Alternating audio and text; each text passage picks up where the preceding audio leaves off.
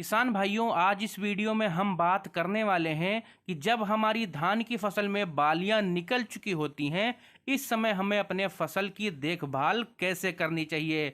इस समय हमें कौन सी दवाओं का प्रयोग करना चाहिए जिससे हमारी धान की फसल में रोग बिल्कुल न लगे, फसल हमारी सुरक्षित रहे।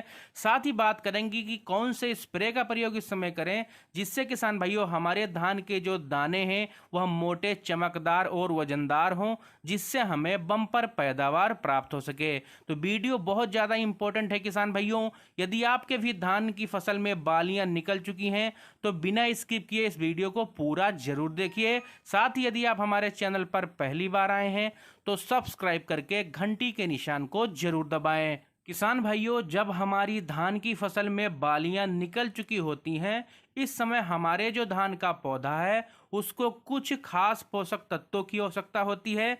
साथ ही किसान भाइयों, कई सारे रोग बीमारियों से भी हमें अपने फसल को बचाना होता है। यदि सही समय पर सही उर्वरक और सही दवाई हम इस समय डाल देंगे किसान भाइयों, तो निश्चित ही हमारी जो धान की फसल होगी वो बहुत बेहतरीन और बहुत ही ज़्यादा शानदार होगी। तो नंबर 1 पर किसान भाइयों इस समय आपको जिस काम को करना है वह है धान में बालियां निकलने के बाद में फसल को रोगों से बचाना। किसान भाइयों, बालियां निकलने के बाद में कई रोगों का अटैक होना शुरू हो जाता है।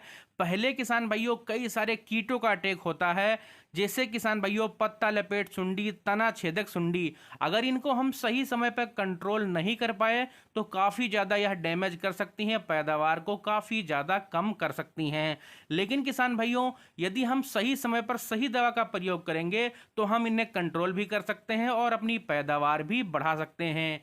पत्ता लपेट सुंडी और तना छेदक सुंडी का अटैक आपकी धान की फसल में दिख रहा है तो आपको इसके बचाव के लिए वैसे तो मार्केट में बहुत सारी दवाएं उपलब्ध हैं, लेकिन मैं आपको एक सस्ती दवा के बारे में बताता हूं जिसका प्रयोग यदि आप करेंगे तो लंबे समय के लिए जो आपकी धान की फसल है वह इन कीटों से सुरक्षित हो जाएगी। आपको लेना है किसान भाइयों कार्टाफ SP 50% वाला। अब इसको लगभग आपको 250 ग्राम प्रति एकड़ के हिसाब से लेना है और पानी की जो मात्रा आपको लेनी है लगभग 220 लीटर से लेकर 250 लीटर प्रति एकड़ तक पानी लेना है। इससे कम पानी अगर आप लेंगे तो किसान भाइयों नुकसान हो सकता है, तो पानी की मात्रा आपको अधिक लेनी है। उसके बाद इसका स्प्रे कर देना है। इसका रिजल्ट बहुत बेहतरीन है। यह पत्ता लपेट सुंडी और तना छेदक सुंडी दोनों को किसान भाइयों अच्छे से कंट्रोल करेगा। लंबे समय तक आपकी जो फसल है रोगों से सुरक्षित रहेगी। अब नंबर 2 पर आपको जिस खास स्प्रे का प्रयोग करना है किसान भाइयों धान में बालियां निकलने के बाद में, वह है एक NPK। अब बहुत सारे किसान भाई धान में बालियां निकलने के बाद भी NPK 05234 का प्रयोग करते हैं, लेकिन आपको बिल्कुल भी ऐसा नहीं करना है किसान भाइयों। इस समय आपके धान के पौधे को फास्फोरस की बिल्कुल भी आवश्यकता नहीं है।